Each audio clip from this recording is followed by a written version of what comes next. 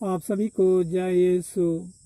Daily Holi मास reading में आप सभी का पुनः हार्दिक स्वागत है।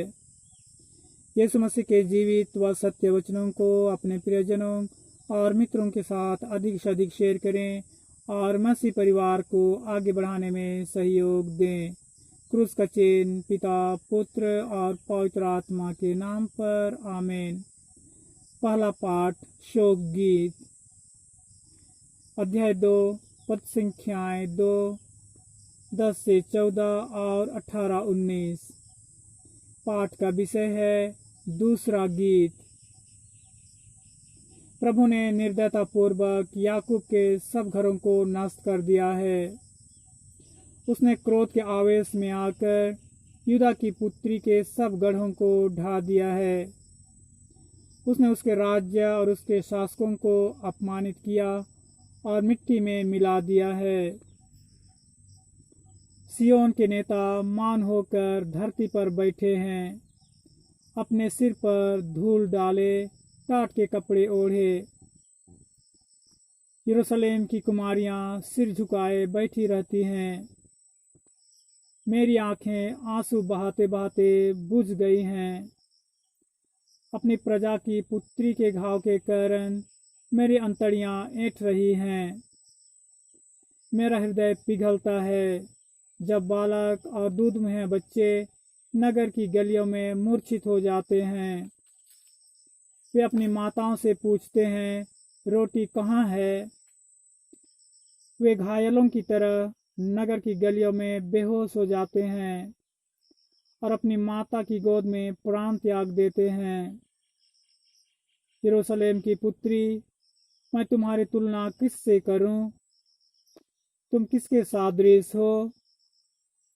सियोन की पुत्री, तुम्हें कौन बचा सकता और सांत्वना दे सकता है? क्योंकि तुम्हारी विपत्ति समुद्र की तरह अपार है। तुम्हें कौन स्वस्थ करेगा? तुम्हारे नबियों ने तुम्हें असत्य और भड़कीले दृश्य दिखाए। उन्होंने तुम्हारा भाग्य बदलने के लिए तुम्हारा पाप प्रकट नहीं किया। उन्होंने तुम्हें व्यर्थ और भ्रामक भविष्यवाणियां सुनाई। यह प्रभु का जीवित वचन है। ईश्वर को धन्यवाद। आमीन। सुसमाचार संत मत्ती के अनुसार, अध्याय 8, पद संख्याएं 5 से 17 तक। सुसमाचार का मुख्य विषय है शतपति के नौकर को स्वास्थ्य लाभ। ईसा कफरनहूम में प्रवेश कर ही रहे थे कि एक शतपति उसके पास आया और उसने उनसे यह निवेदन किया, प्रभु, मेरा नौकर घर में पड़ा हुआ है, उससे लकवा हो गया है और वह घोर पीड़ा सह रहा है। ईसा ने उससे कहा, मैं आकर उसे चंगा कर दूंगा। शतपति ने उत्तर दिया, प्रभु, मैं इस योग्य नहीं हूँ कि आप मेरे यहाँ आएं। आप एक ही शब्द कह दीजिए और मेरा नौकर चंगा हो जाएगा।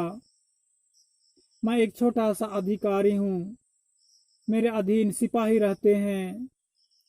जब मैं एक से कहता हूँ आओ तो वह आता है और दूसरे से जाओ तो वह जाता है और अपने नौकर से यह करो तो वह यह करता है। ईसा यह सुनकर चकित हो गए और उन्होंने अपने पीछे आने वालों से कहा, मैं तुम लोगों से यह कहता हूँ, इस्राएल में भी मैंने किसी में इतना दृढ़ विश्वास नहीं पाया। मैं तुमसे कहता हूँ, बहुत से लोग पूर्व और पश्चिम से आकर इब्राहिम, इसहाक और याकूब के साथ स्वर्गराज के भोज में सम्मिलित होंगे, परंतु राज की प्रजा को बाहर अंधकार में फेंक दिया जाएगा। वहां वे लोग रोएंगे और दांत पीसते रहेंगे। शतपति से ईसा ने कहा, जाइए, आपने जैसा विश्वास किया वैसा ही हो जाए। और उसी घड़ी उसका नौकर चंगा हो गया। पेतरुस के घर पहुंचने पर ईसा को पता चला कि पेतरुस की सास बुखार में पड़ी हुई है। उन्होंने उसका हाथ स्पर्श किया और उसका बुखार जाता रहा और वह उठकर उनके सेवा सत्कार में लग गई। संध्या होने पर लोग बहुत से अवधूत ग्रस्तों को ईसा के पास ले आए। ईसा ने शब्द मात्र से अवधूतों को निकाला और सब रोगियों को चंगा किया। इस प्रकार नबी ईसायाह का यह कथन पूरा हुआ, उसने हमारे दुर्बलताओं को दूर कर दिया और हमारे रोगों को अपने ऊपर ले लिया। यह प्रभु का पवित्र सुसमाचार है। ख्रिस्त की जय। आप सभी को ईश्वर की आशीष और आपका दिन मंगलमय हो। आमीन।